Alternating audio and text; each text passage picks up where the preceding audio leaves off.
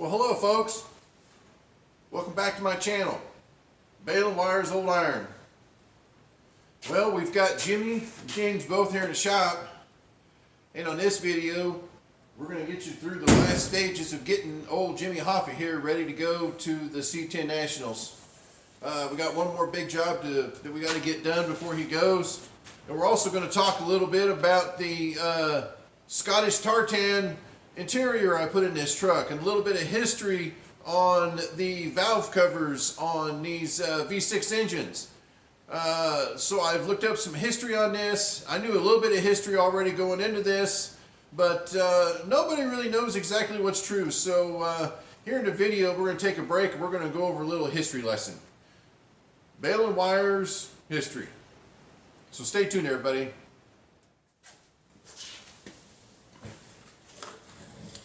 All right, well, let's get this tire off and get to the gist of the problem with this axle.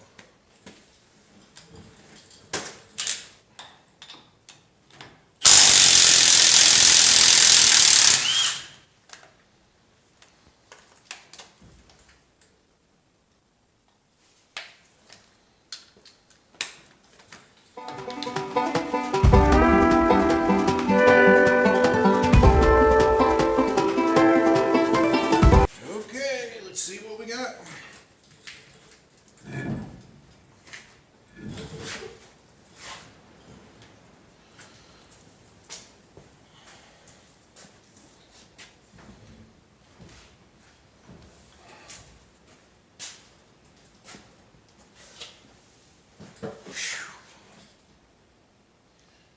Well, we got a problem.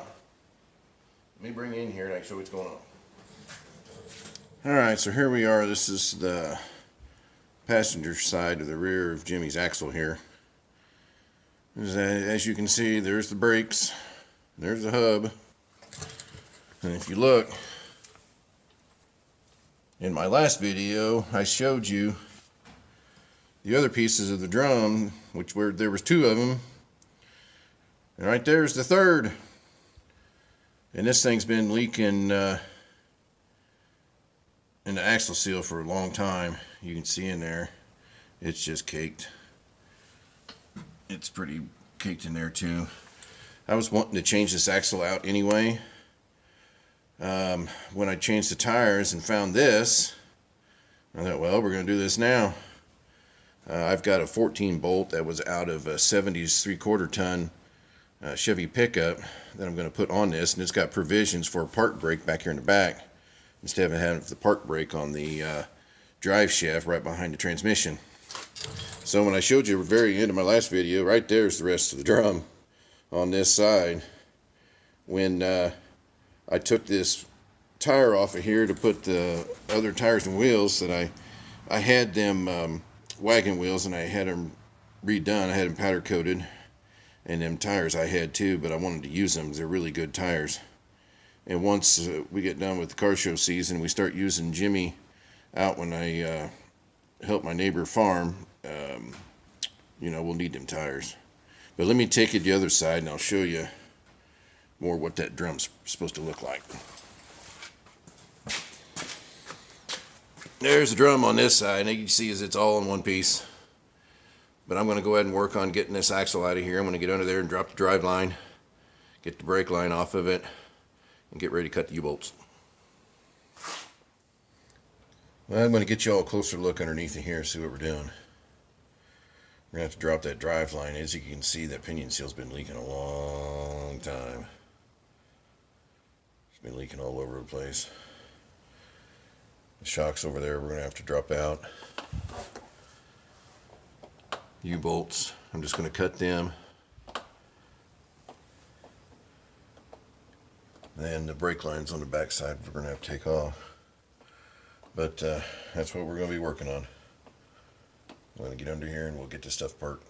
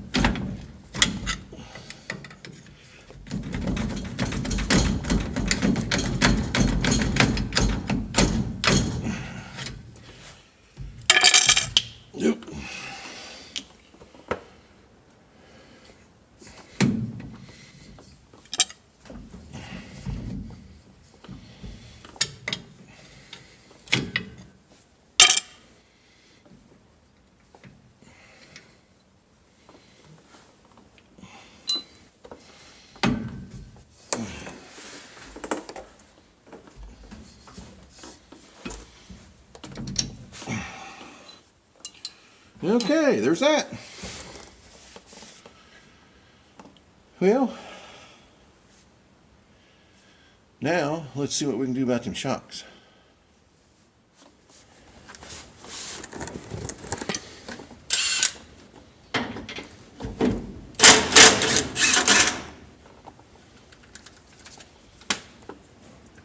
Come on over there.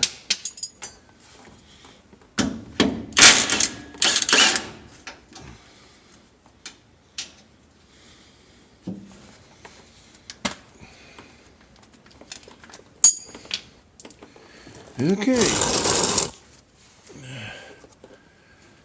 don't know if you all can see there. Let's get our 3/4. Oop. Right there. Right there.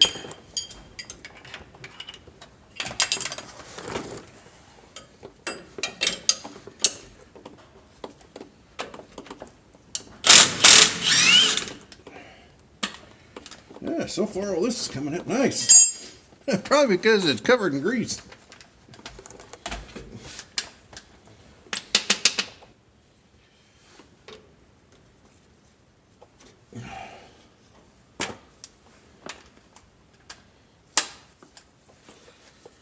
Yep, that ain't gonna work. Let's just see if she turns. Oh yeah, look at that. Look at that's gonna come right out. Looky there. Oh baby, yeah. All right, let's go to the other side.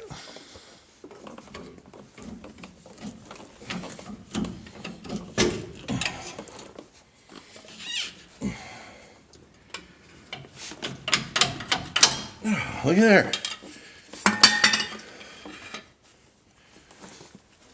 So far, this is all going good. There is the rear end out of Jimmy Hoffa. No rear end. I'll give you a closer look here. That little band is part of the drum, and that's all that was holding the brakes on there. And there's a little tiny bit of material on there, but not much. All right, well, we're going to call it a night for tonight. After work tomorrow, hopefully I can get the rear end in there. See you tomorrow night, everybody. Okay, so here's our other rear end. Here's our 14 bolt.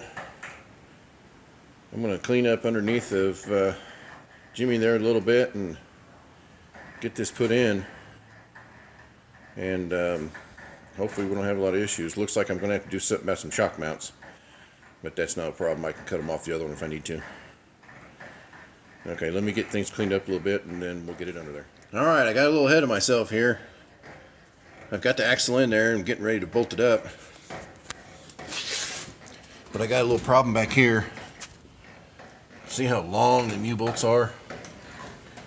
I'm going to make me some spacers for this and take up a little bit of room with that U-bolt because I'm right where that nut's at. I'm right at the end of the threads. I could thread it on there a little further, but I think I want to make a spacer. I'm going to show you here and see what I'm going to do. Right here is one of the saddles, and this is a brand new one that I got. So I've got this tubing.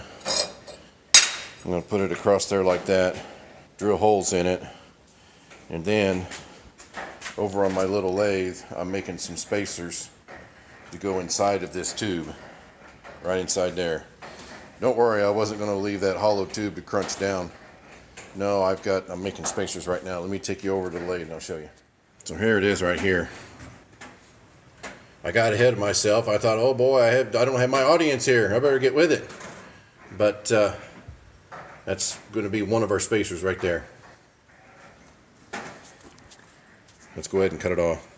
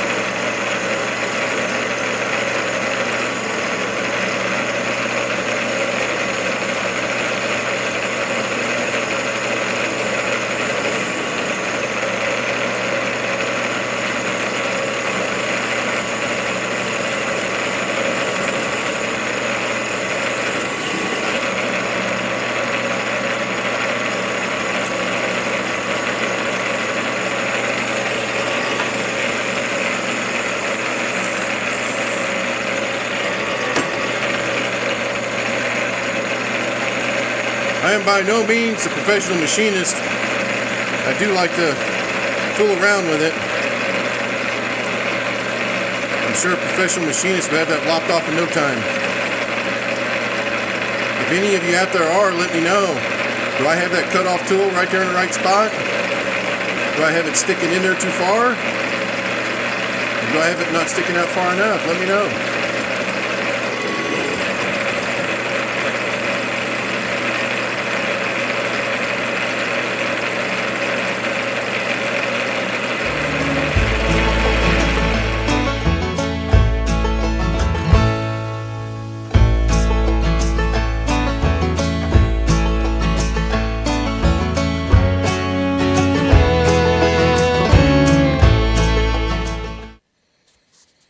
Well, I got them all done. It's getting pretty late. I don't know if I'm going to go ahead and get these in. I do think I want to splash some paint on them, though. I think I'm going to put some paint on them, let them dry. I made 8 bushings, and I've got these spacers here. So I put these spacers inside that tubing so that the nuts don't crush that tubing. But this is going to be my spacer for this bracket, the saddle that goes on the underneath side of the axle. So there it is. I got 4 of them made. They're all ready to go. I think I'm going to splash some paint on them, let them dry tonight, and hit it again in the morning. Okay, as you can see, I've got the front tires off of Jimmy here. This drum is still on. Let's go over to the other side. I've got the drum off. And I'll take you over here and I'll show you guys why. Okay, there's the drum right there. I've got the hub off of this one. So I'll tell you why I've got it apart. I'm putting different studs in it. You guys seen that I changed the rear end out on Jimmy, and it's got a 70s rear end in it. And I wanted to put these wagon wheels on them, which I'll show you more about that later. And really, to fit those wheels like I want, you really need 9/16 studs, and that's what these are. I've got some center caps I'm going to put on there. I'll show you guys later. But let me take you over here and I'll show you the studs. Alright, so right there's the hub. And here's one of the old studs, and those are actually 1/2 inch. And that's the stud that I'm going to put in it, and that is 9/16. I am going to have to drill these out a little bit, which is really no big deal. I'm going to put them over on my radial drill so I can just move the drill around. I can clamp it in place and just move my drill around, do what we need to do. So I'll get set up and I'll get you over there. Alright, here's one of the hubs out of Jimmy. So what I'm going to do first is I'm going to drill a 9/16 hole where these 1/2 inch holes are. So that stud will go in there, and I think after that I will get a reamer, because I need to go just not quite 5/8 to get it to press right in here. But I'm going to go ahead and drill these holes. Alright, well, let me get the phase converter started and we'll get going on this.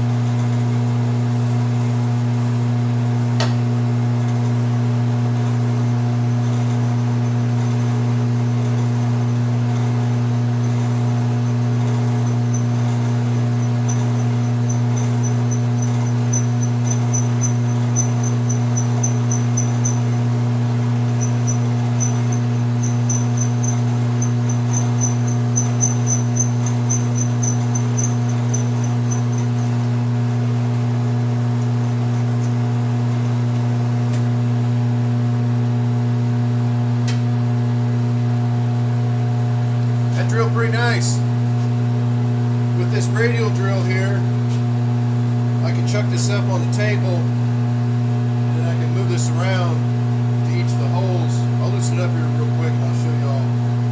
It's easy to move. I'll be able to get these drilled here pretty quick.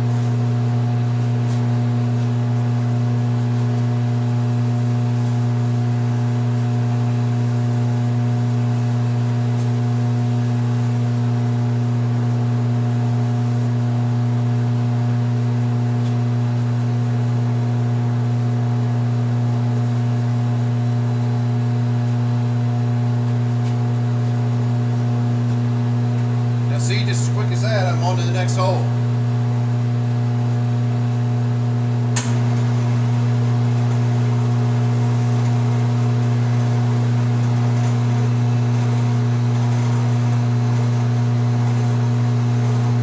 This is really nice.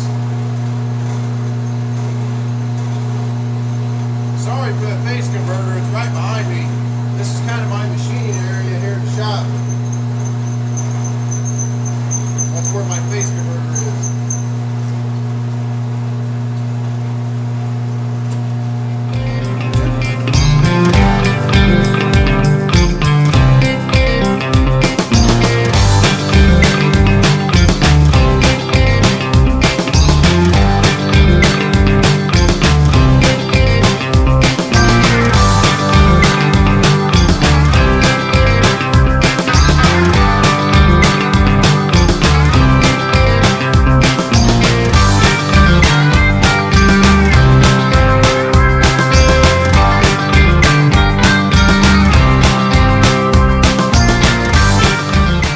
Let me show you what's going on now. I've got a 5/8 drill bit and the radial drill now, and these have a taper to them. So about a 1/2 inch down inside that hub, I am going to drill 5/8 because this is all tapered right here. And this is what presses down into that hub. And if you look, you can see the knurl. And for those of you who don't know, that's what they call it, as a knurl when they machine that. And that'll bite into that hub as you're pressing it in. So right here we're going to have on this end, we're going to have about 5/16, or I'm sorry, 5/8, and then we taper to 9/16 here. So this is a press fit. So I'm going to drill a 5/8 down about 1/2 inch.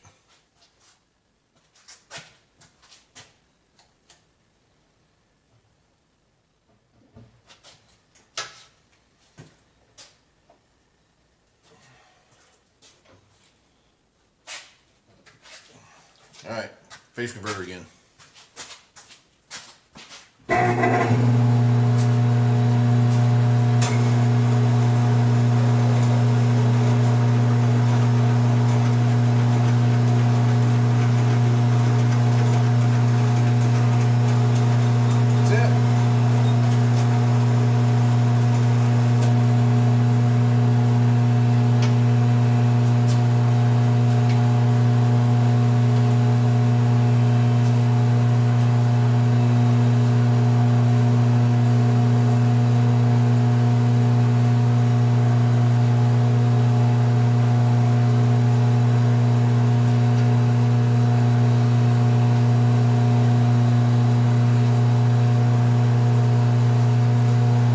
I think that's going to do just fine. I'm going to go ahead and do these all the way through, and then we'll press them in. Alright, so now I've got the drum here off of Jimmy. And then what I'm doing now is I'm drilling the holes in the drum to 9/16 to fit the new studs. We're just about ready to put this other side back together. I got all the holes drilled. Once I get this drum done, I can put the pasture side together. Okay, we're all set up. I got my brass hammer here. I'm going to go ahead and just drive them studs in. They're driving in pretty nice. If they get to where they don't, then I will take it over my press, or maybe just put it on the truck and use the lug nuts to suck them in. But there it is. I'm going to put the studs on it. I think with that door open, it may be hard for you guys to see, but let me know.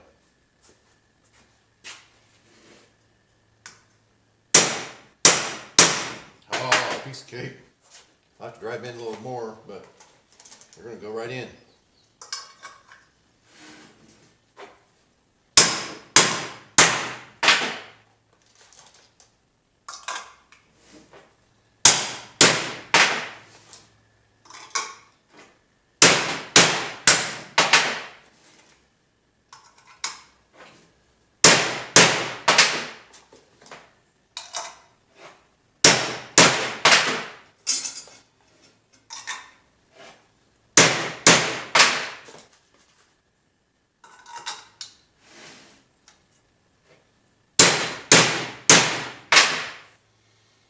Yeah, I'm gonna say, I think this is gonna work out nice.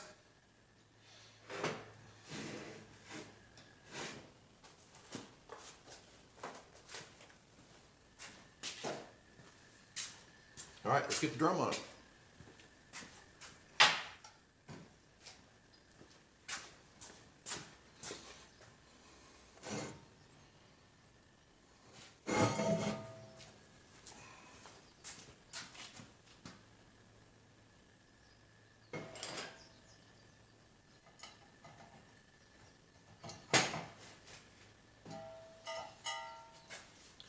Let me clean these holes out a little bit.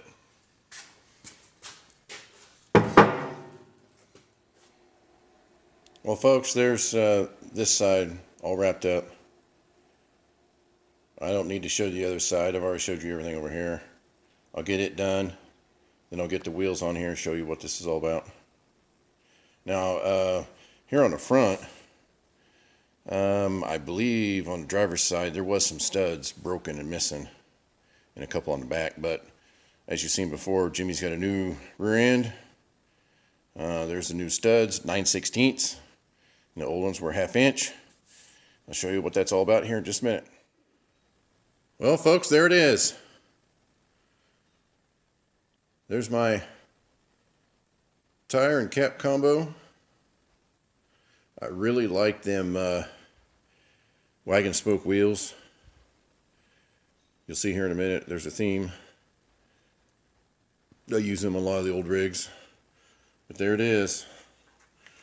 Jimmy's got some bling going again. Jimmy is officially all ready to go to the C10 Nationals. And you see I got some mud tires there on the back. I'll use them this fall when I'm helping a neighbor farm. So we'll have this thing loaded with tools and be working on equipment while we're out. But if you look, there's a theme on my old rigs. That's got gray wagon spokes on it too.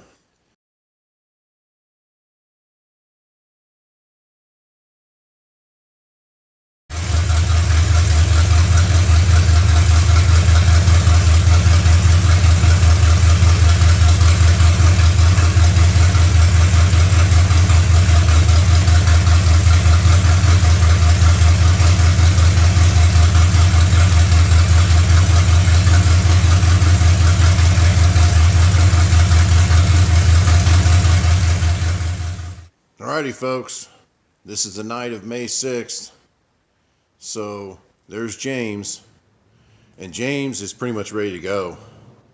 I took him to the exhaust shop. His exhaust is on there, engine's in there ready to go. We had an issue with the radiator.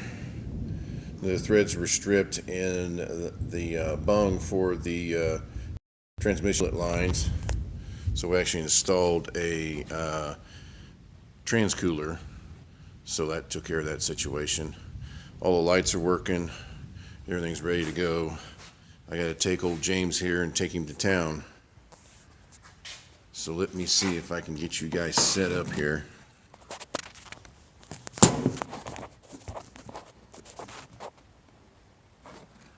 I'll fire him up.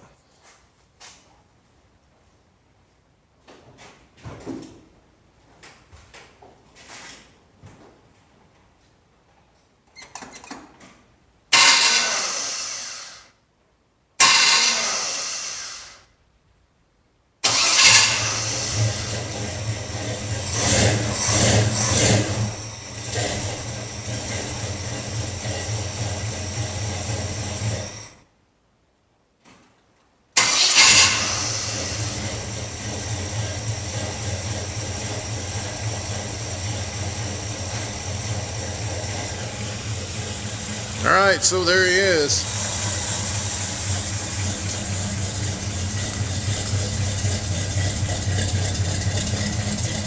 Old James is ready to go. Don't sound too bad. Like I said, I got it taken to town, get an inspection, get it relicensed. I haven't had it licensed for about a year. Now that I've got this, okay, so now that I've got this rig ready to go and going to have it licensed today and all that. I'll be driving this thing around all over, running errands in it, and when I work in town, I may even drive it to work in town. James is rough, but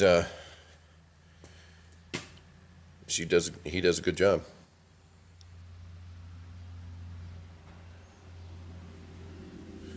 Let me show you guys under the hood in a second. Let me get the hood open.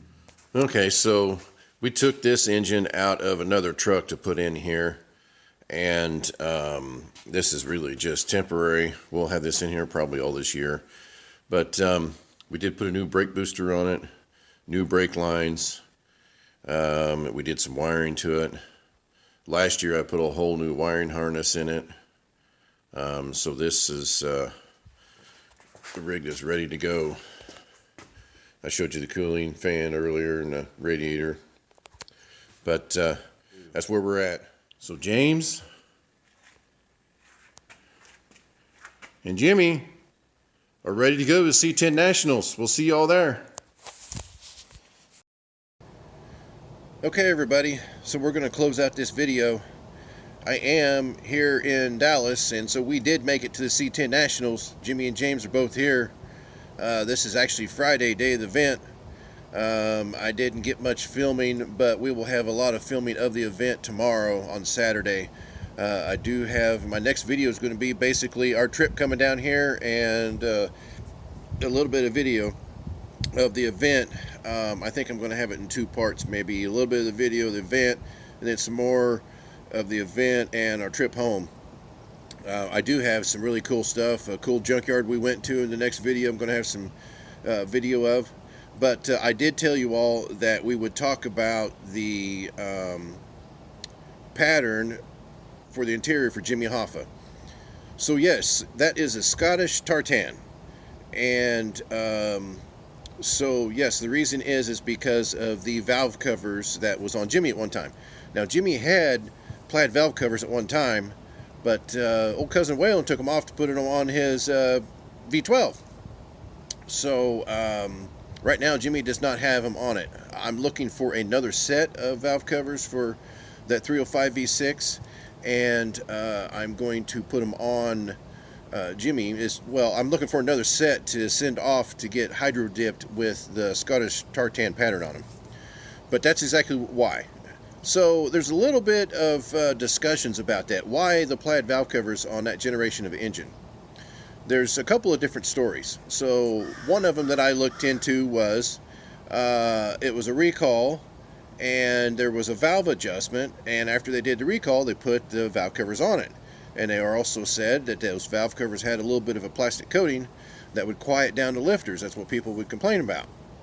So another thing was that when those V6s came out, a lot of people complained that they were not very fuel efficient. So engineers went down the line and pulled these engines off of the line, and every now and then they would take these into the shop and they would do carburetor and cam adjustments on them. They'd put different cams in them and try them out. And when they did, the way that they would know if these were done is these engineers put shelf wrap on them. And they said that the shelf wrap was this Scottish tartan material. So some big heavies within General Motors seen this and said, hey, that's a good idea. So they did basically an advertisement on it. It's an advertisement campaign. So if you've seen these valve covers, they were supposed to be efficient like a Scot. And so there was the engineers involved, there was advertising involved, and there was also something said that they were special sent to special dealers and so on. But there's a lot of rumors. Nobody really knows exactly why, but I tend to believe that it was really an advertisement ploy on the engines to make them more efficient and let you know they're more efficient. That's just my opinion, but that's what I know about the GMC valve covers. If anybody knows any more about it, you know, the Scottish tartan pattern on them, let's talk about it more in the comments. But that's what I looked into, is that you know, it was an advertisement ploy and to let people know it was as efficient as a Scot, is what they said. All right, so we're going to close this video out here. And like I said, we are in Dallas. I'm sitting right here at our Airbnb right here. I've got my crew here, my buddies. We're having a good time. You know, we were there today and made some purchases of some parts and some goodies and got to look around. But tomorrow I'm going to get you guys some footage. There wasn't a lot much going on today other than just there was some autocross and people parking, sitting and looking at the vehicles. And that was about, you know, all to see today. But tomorrow is going to be a lot. There's going to be a burnout competition. I'm going to try to film the whole thing. I'm going to get some still pictures of some rigs out there. I'm going to try to talk to some people. So we're going to have a good time tomorrow. All right, so everybody, thanks for watching. And I'd like to do a special shout out to my nephew who's helping me edit these videos while I'm out of town. And I think he did a good job on the last one with Lawrence Swap Meet. So if you guys can, please like, share, and subscribe. And take care, and we'll see you on the next video, which is going to be on the C10 Nationals. Thank you, everybody.